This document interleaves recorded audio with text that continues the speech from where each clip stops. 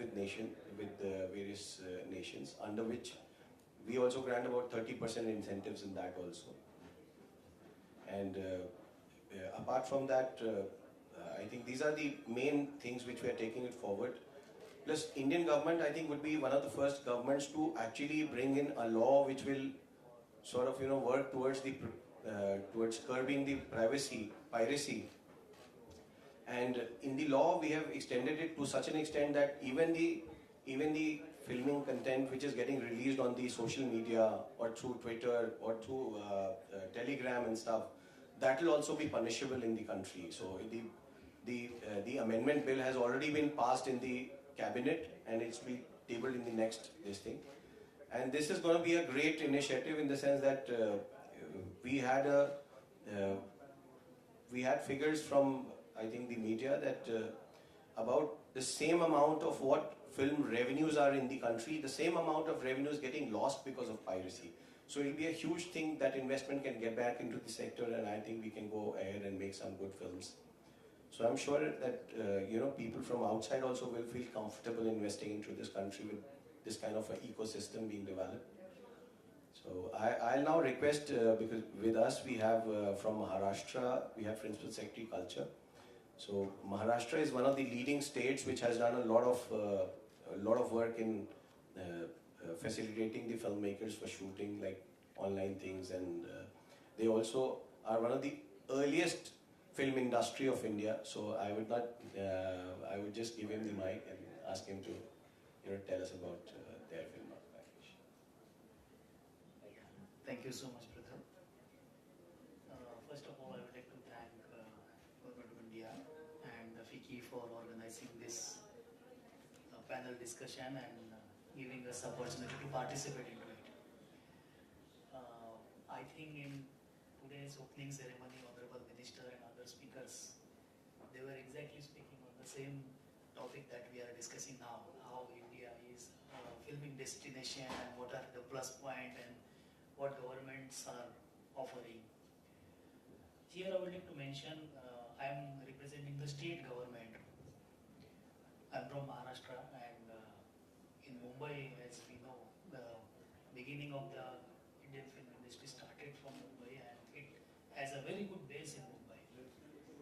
And for others, for other foreigners, I would like to mention, states has a very specific role to play in promoting any activity in India. India is a federal structure, and we work very closely with the central government. Mr. Puthar is representing that.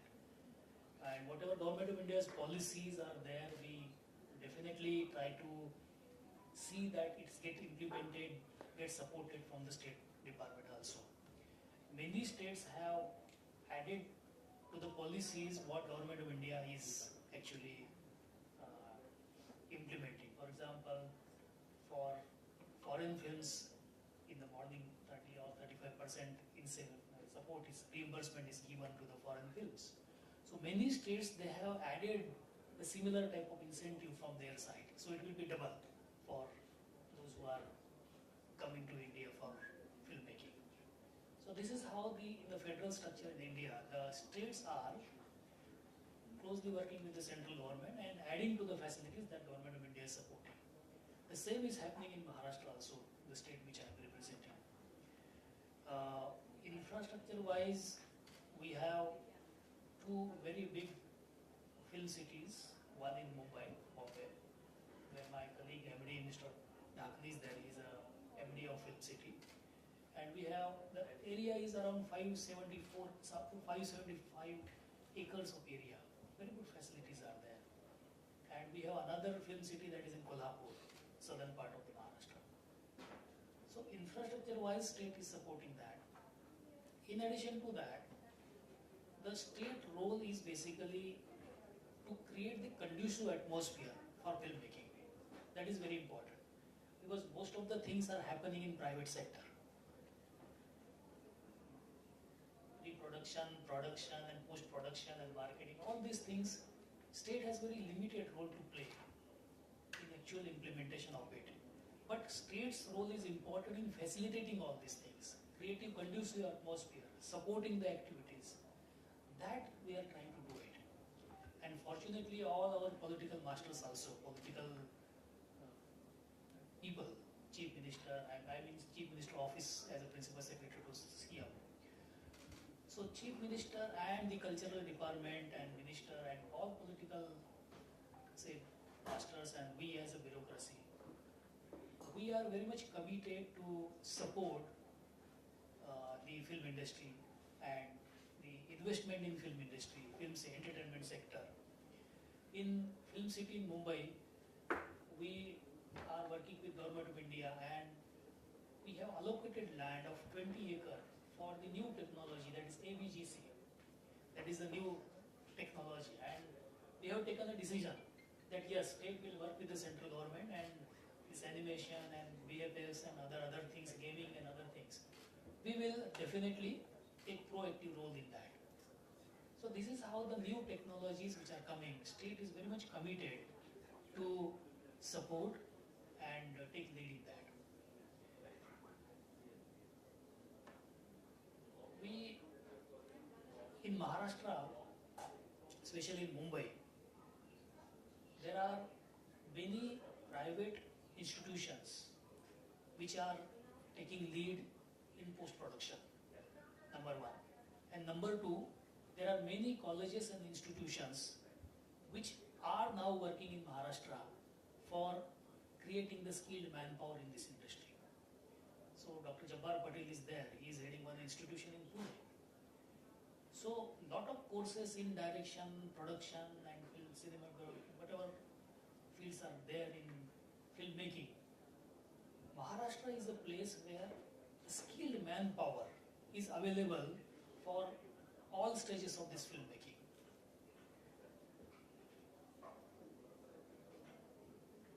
Another thing that the state government is doing through policy intervention is supporting the movies and extending the helping out. That is through various schemes, various programs. We have taken the decision for, as Putal was saying, the single window system is there. That we have started in Maharashtra also. We started from Mumbai and we have extended to Maharashtra. Online permissions are given for the shooting purpose. And recently we have taken a decision. If anybody wants to shoot in a government premises, then there will not be any charges. That will be free of cost. So these are some of the policy interventions where we are going to encourage for filmmaking in India. I think with these remarks, I would like to hand over my colleague, MD Film City. He will add into it. Namaskar, Vande Mataram. Actually, Pritulji and my senior colleague Mr. Kharge has already told you about the kind of filming environment in India and particularly in Maharashtra. I will deal more with the infrastructure in Dadasaheb Phalke Film City, that is in Mumbai. That particular area is a part of National Park, which is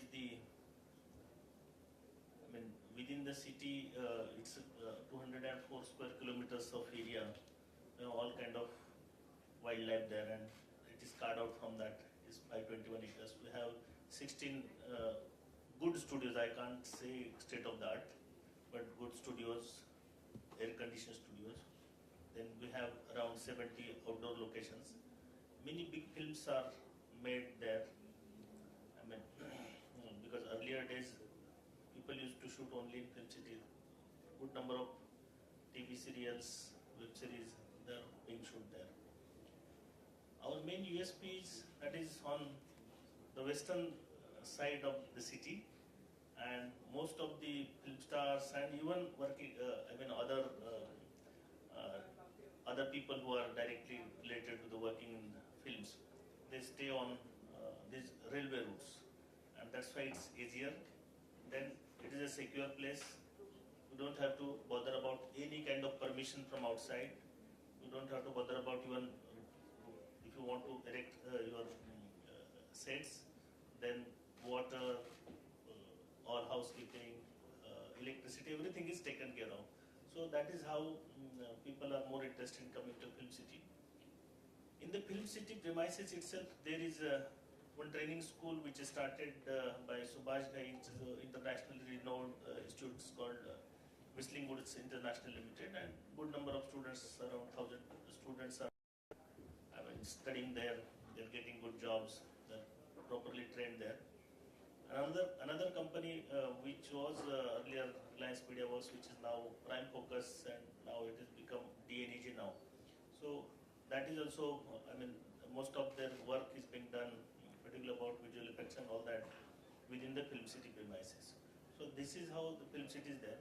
The other thing about permissions, Maharashtra is the first state who started with this single window system, and till now more than 2,000 permissions have been granted through single window. There you just have to apply online, and then within 7 days your permission either will be granted or rejected, or if not rejected then it is deemed granted. So, and nobody has, at least till today, nobody has taken objection on deemed permissions. It is going on very smoothly. There are, initially there were hiccups, but now it is working very smoothly. Similarly, the FFO is also giving permissions whenever, we are in the process of integrating because of some technical issues. We couldn't integrate it, but very soon we'll be able to do that now. But till that time, wherever anybody coming from outside, whether it is a co-production or any foreign film, and if we are informed about their shooting and all that in Mumbai or anywhere in Maharashtra, we do take care of them, and we ensure that when they get proper treatment over their local administration is with them. Basically, as Pritulji has said, it's not, filming is not just shooting, because shooting can happen anywhere, and nowadays you are aware that it can be, that kind of environment can be created inside the studios. So don't know what will be the future challenges, because this is directly related to tourism, and many tourism boards are basically trying to promote the destinations because of this. But tomorrow we don't know, and technology can change the whole scenario. So we have to be with the time. We are trying our best. About the film city, we are in the process of development through public-private partnership model. So another 2-3 months time, we should be able to come out with a tender, which will be kind of design, build, finance, operate and transfer kind of thing, maybe for 60 years. So we are expecting good response from the big studios like Universal and Fox Brothers, that kind of thing. So let us hope that we'll be able to develop this Mumbai film city into something of the world standards. With these remarks, I will stop it here. Thank you.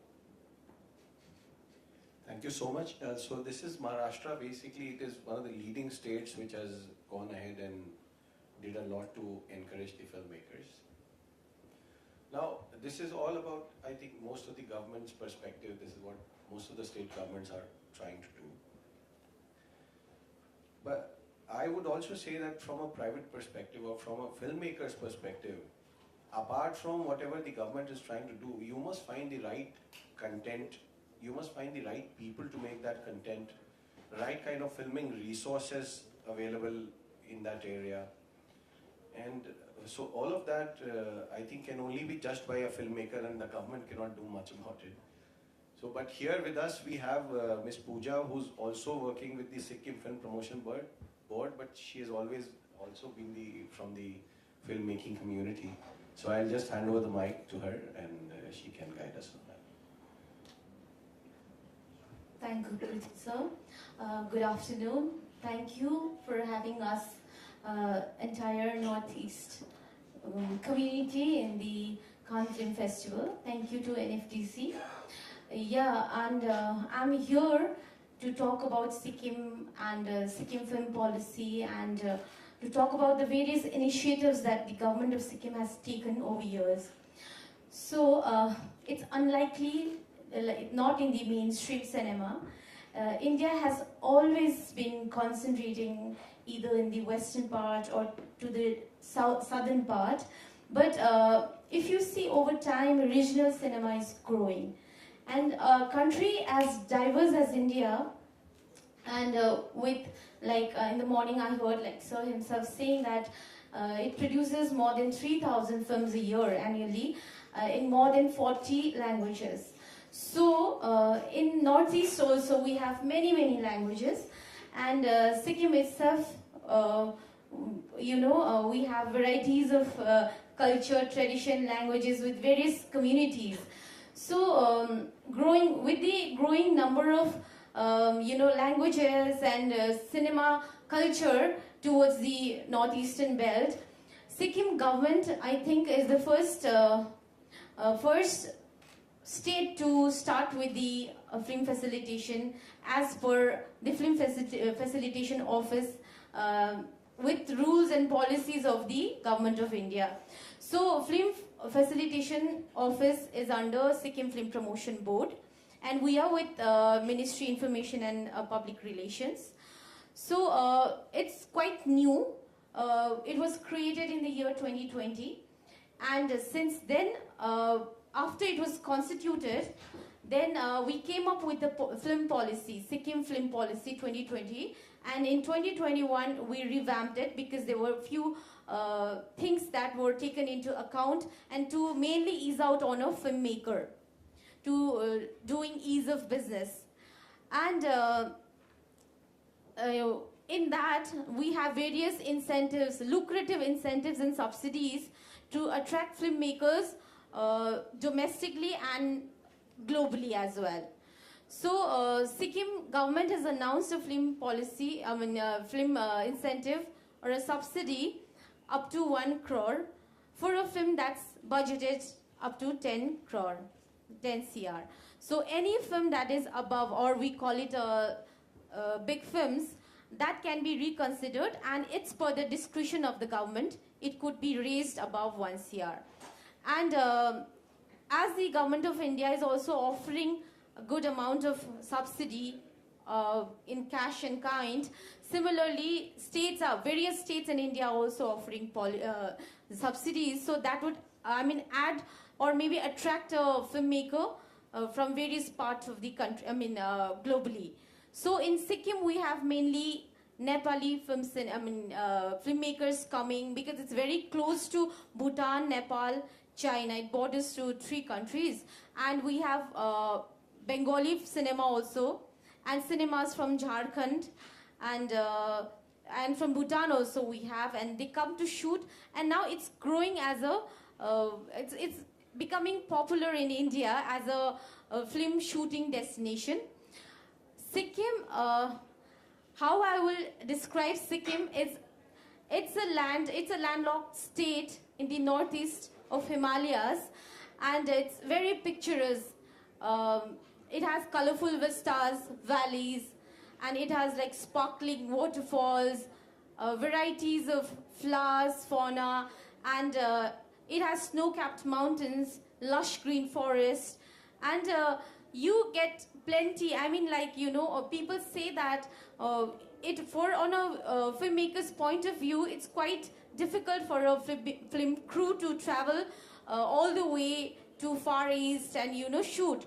But at the same time, it's already, because the background is so colorful, it's already a natural set. So I think creating a set would cost a filmmaker a lot, and if you have natural sets like places like Sikkim, I think that would also attract and rethink, a filmmaker would rethink in coming and shooting, because any which ways that's also kind of adding value to your film. At the same, there is cost, for your productions also. I think money-wise also you can think about it, right? So you don't have to create sets because it's a natural set location. And yeah, traveling is quite a challenge, but these days, I see that loads of states in the Northeast are coming up with better communication, transportation, and ease of, accessibility. Even Sikkim has come up with an airport, which is at Pakyong, and it's just 1 hour drive to Gangtok. So that is the heart of town, the city. So that ways, I think communication or traveling or transportation won't be much of a problem like it used to be earlier. And FFO works in such a medium that it's there to do your liaison. Yeah, it will help you with the permits. It will help you with all kind of facilities that the government is providing. And it's there to support you and facilitate a filmmaker. So if you want to come towards North Sikkim or shoot in northeast of India, and if you would reconsider on coming to Sikkim, we are there to assist you, guide you. You could find in our website also, online you can find it. We are digitally, it's there. The data bank is also there. And yeah, one more thing, other than the film board, Sikkim is also coming up, or it's targeting or it's processing on having its own film city. But we are terming it as our Chief Minister, Honorable Chief Minister Shri Prem Singh Tamang has termed it or named it as Eco Heritage Film Village. So it will be first of its kind, I think, in the world, yeah, with a village concept module. And those are the things that the government is working on. And the policy and Film City, and also that we have Global Film Festival, Sikkim Global Film Festival. 2020 was, it had a good footfall.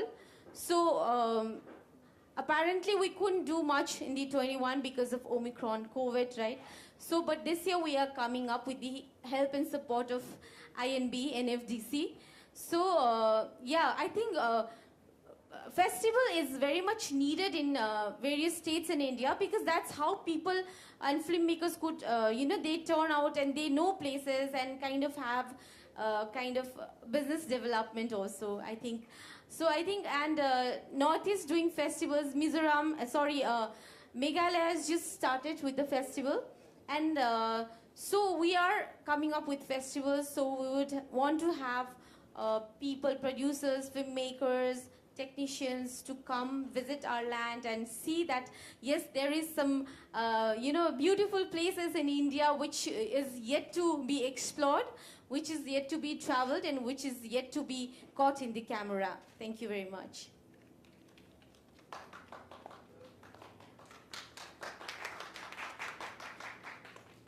Thank you very much, Pooja. And I think a lot is being talked about the incentives, and barely just saying that the government gets incentive doesn't solve the purpose of the session. I will just like to delve upon what are the incentives that the government is giving. So there is a percentage of 30% of incentive, 30% of sort of cashback of whatever spends have been done in India, just leaving, I think, the travel expense, everything else is counted. So 30% of it will be given as an incentive from the government side to the filmmaker who's coming from outside, or who is coming through a co-production. So even the Indian producers can co-produce with somebody and they can claim these incentives. Then there is something which people were not aware. We found it that in our GST laws, the goods and services tax laws, we provide a full cashback of the GST if the film production is from an outside production house. So that 18%, whatever, 12 to 18%, whatever is being charged, that credit is also being transferred back to the producer. And apart from that, what the state said, that they also have separate incentives. And in fact, a couple of states, they have more incentives than the government of India itself. So, maybe, to the extent of 30%, that also. So all of it, I think, if you leverage it well, it can come somewhere around 50%, 60%. Of course, states have their own weight of criteria of granting the incentives. But actually, a filmmaker, if he works diligently and with the states and also the central government, and also gets the tax credits, it can offset his 50% cost of the movie making. And apart from that, in India, as everybody knows, the cost of production is as it is will be 20% of whatever you're going to do internationally at any location. So that way, I think filmmakers, if they take a holistic pitch, I think they will be very, very attracted to do filming in India and filmmaking in India. And the post-production, which includes VFX and animation, that also the government is like really working very hard.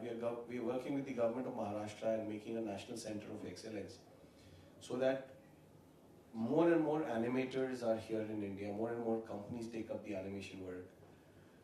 In fact, as of today also, that much of the quality animation of Hollywood movies is also done in India. You'll be surprised to know that Maverick, 30-40% of animation was done in Indian studios. In Avatar, a lot of animation, 30 to 40% again, was done in India. So a lot of animation, good animation is being done in India already. But what we see in India, that there is a dearth of animation professionals. So that has been recognized, and we're trying to train them right from the school.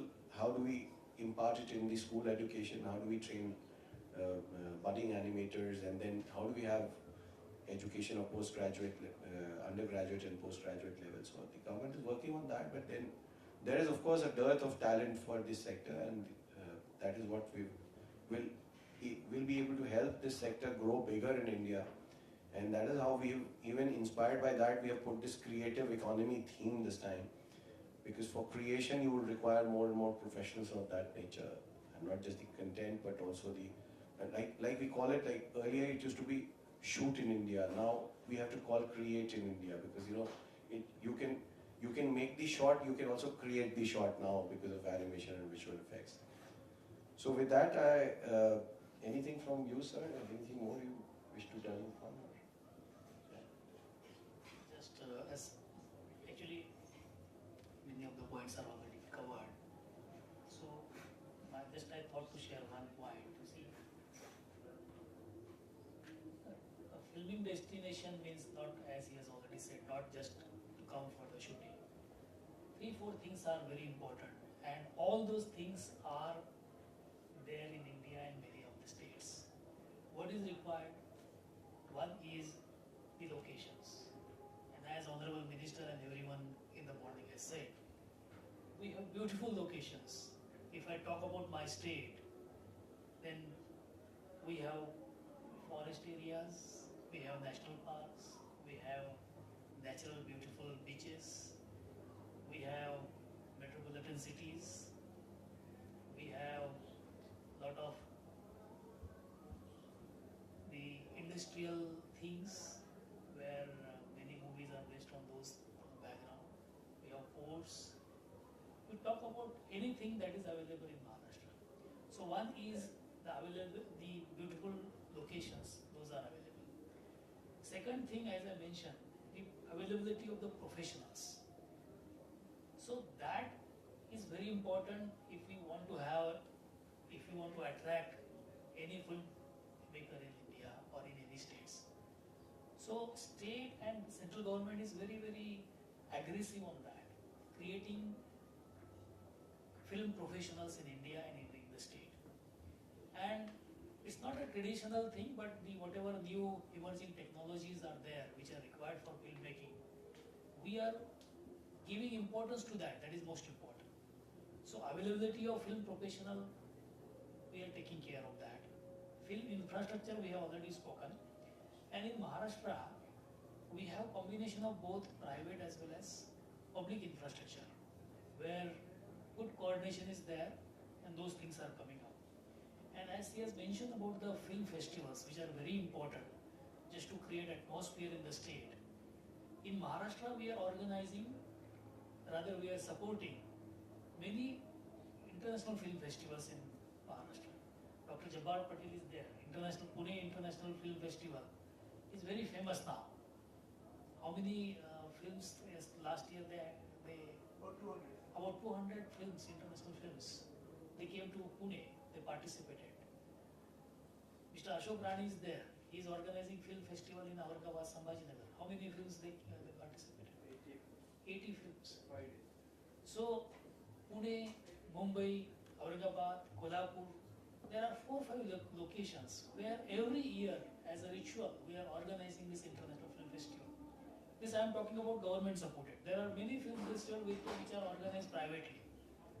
So that culture is being developed, is already, say, we can say, well established, where many foreign films are screened, appreciated, and they are encouraged to participate. So I think with this, and the last one, as I already spoken, about the government support. Government role is to facilitate, to create conducive atmosphere. I think that with the help of central government, we are already doing that. Thank you. I think we can have questions if somebody has questions. Vikas, can we also play that video which we played in the morning? Because that talks about film facilitation. Meanwhile, we can have a question. Anybody has a question?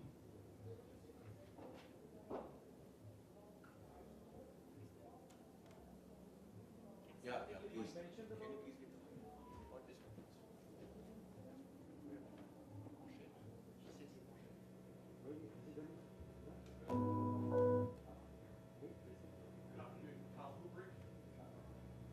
To press a button.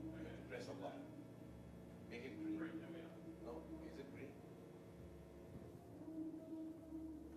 Good go. Thank you so much, Carl Hulbrick, executive producer, The Maharaja and Me, a UK and Indian production with a narrative focus on the same. Speaking to yourself, sir, when it comes to caps associated with that support, so you've mentioned very generous figures of so many percentage and so on. What sort of caps are generally involved amongst those states, and then also federally? And to kind of Matt, when it comes to events, when it comes to location support, can we, as a foreign production or as a co-production, expect the same level of support in states like Uttarakhand, Madhya Pradesh, Punjab? And then lastly, to the gentleman in the middle, given our film's sensitivity and to the narrative involving sensitive topics of antiquities and repatriation of stolen antiquities, can we have confidence that the Federation will approach these and will not shy away from the opportunity? So like we mentioned here, the caps, even in the pavilion, that the caps is around $3 lakh. So it comes around 2.5 to 3 crores. This is after this, what happens is that the states have their own this thing. Some states are giving very less incentives, and the caps are also very less. But there are some states like Sikkim's given 1 crores, which is like 1 crores plus. There is state of Delhi which is giving equal amount as of this thing. But the government of India is also contemplating on removing the cap and putting it a holistic cap, so it will be on a first come first served basis. There will be no cap on the film as such. But maybe we'll keep a bigger cap, and whatever number of movies can come into that. So that is yet under process. I think in the next 3 months we'll be able to formulate a policy, and wherein we can extend this existing cap maybe to at least 4 or 5 times higher than what it is right now.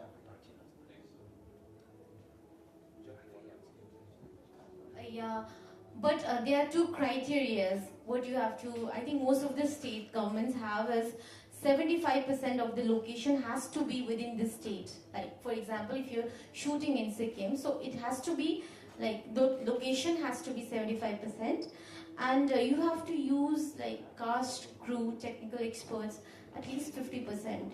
So that 2 criteria you have to fulfill.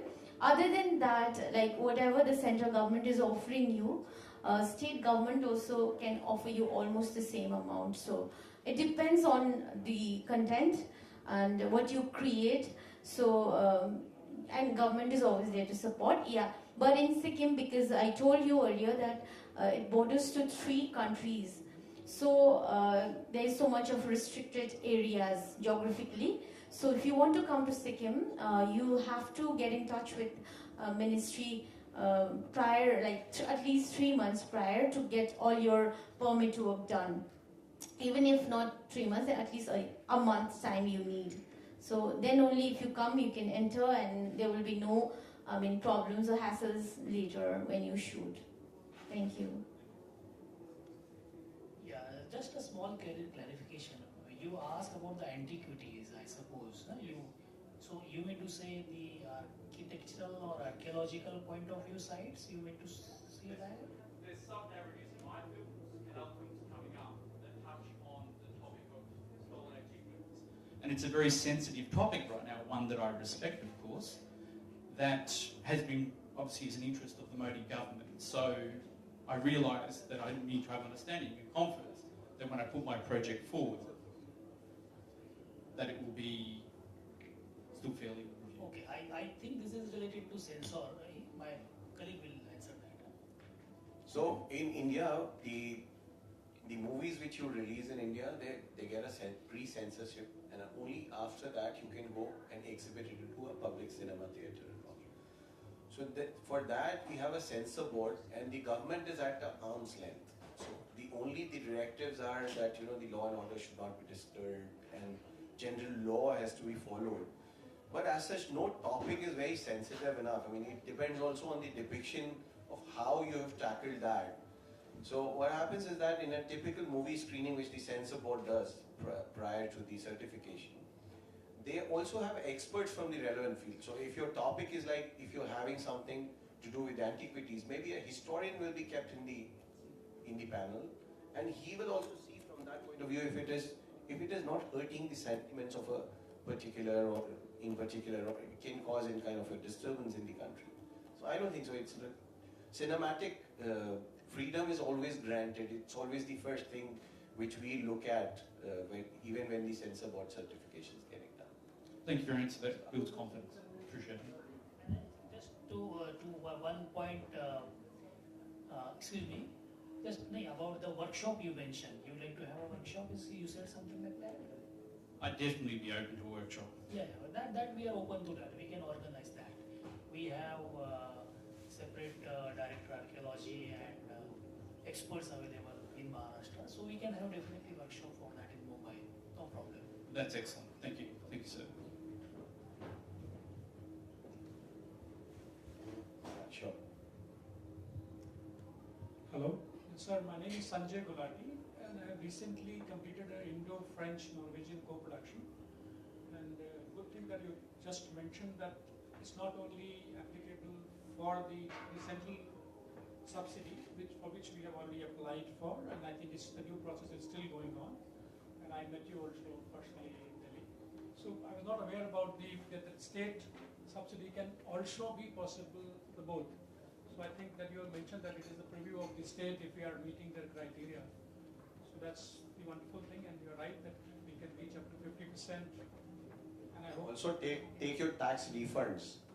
I don't know if you're aware of that. You have to claim them actually. yeah, it's about co-production. I think that is tax refunds are for 100% foreign production. I think, right? So that's the good thing, and it's shot in Uttaranchal, and we'll be meeting them. So it's open for like Maharashtra also the same thing, sir, as you mentioned that you don't have any problem of offering both the subsidies if the film is eligible for both. Currently, we have not adopted that policy unlike few other states, but definitely we are working on that. And as many of us said, see, film is not just support to the art and culture, but also it's an employment generation. It is adding to the tourism industry. It is adding to the state's economy also. So definitely, if it is going to help state economy and in general people in Maharashtra or people in state, the state is very much positive on offering these additional incentives on the top of Government of India's incentive. Yes, we are positive on that.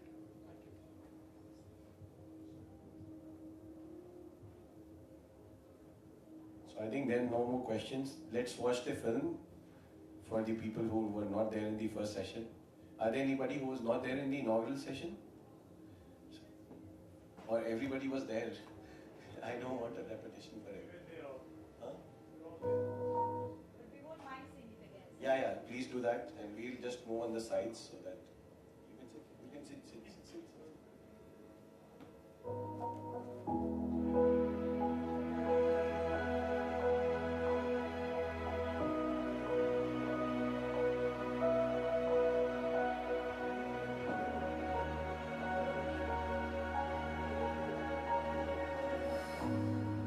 India, a country of beauty and mysticism, a land of abundant charm, a treasure trove of cultural diversity, and a sea of inspiration for many. This remarkable country, with its splendid heritage, traditions, and sprawling metropolis, offers a feast for the visual senses. India is home to one of the oldest and largest film industries in the world. Each year, thousands of Bollywood and regional movies produced in India are released worldwide.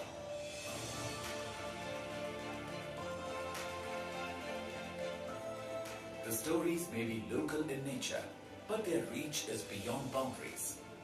The success of these films internationally is evidence of India's century-old cinematic excellence. India, a talent pool of film professionals, a land of picturesque locations, a culture of warm and welcoming communities, offers to the world an enchanting canvas to create masterpieces of cinema. I think we have a chance to make this kind of a life-changing experience, and I think we need it. Welcome to the best exotic Marigold Hotel. This is incredible.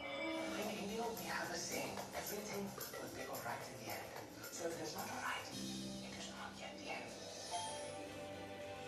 The Indian film industry has exceptional filming talent and resources. With 900 plus animation, visual effects, gaming and comics facilities and approximately 1,80,000 professionals, 10% of the global animators and VFX artists are from India. Over the years, Indian animation and VFX studios have contributed to many internationally acclaimed films, which have been recognized and appreciated on some of the world's biggest stages. 170 plus international projects from 35 countries with a diverse range of production and post-production requirements have taken advantage of India's diverse and varied locations, vast local talent pool, and availability of state-of-the-art equipment and facilities. Great filmmaking starts with great collaborations. India has partnered with several countries to co-produce many films with international partners under the official audiovisual co-production agreements. To further boost international content collaborations, the Government of India is now offering foreign production companies a cash incentive on qualifying expenditure for production of films in India and for official co-productions. Feature films, animation shows, web series, reality television shows, and documentaries are eligible for claiming this incentive. Under the scheme for foreign productions, 30% of the expenses incurred in India up to a limit of 20 million rupees can be reimbursed to the producers. A further bonus incentive of 5% subject to a limit of rupees 5 million can be claimed for employing 15% or more Indian filming crew. The reimbursement is also available for projects that undertake only post-production, visual effects and digital or animation work in India. If the project has been granted official co-production status under any of the existing bilateral treaties, 30% of the qualifying expenses can be reimbursed subject to a cap of 20 million rupees. The co-producers can also claim up to 50% of the approved amount as interim reimbursement after the start of the project in India.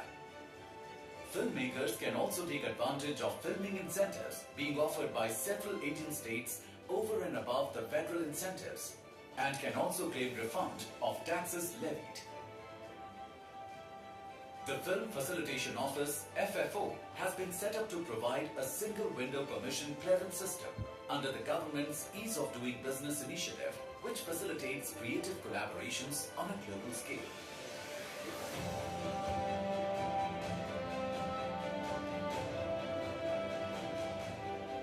India, a country of storytellers, a land rich in filming resources and breathtaking landscapes, an environment that inspires filmmakers to convert their vision into reality. Come, experience this phenomenon. Come to India. Come home to your imagination.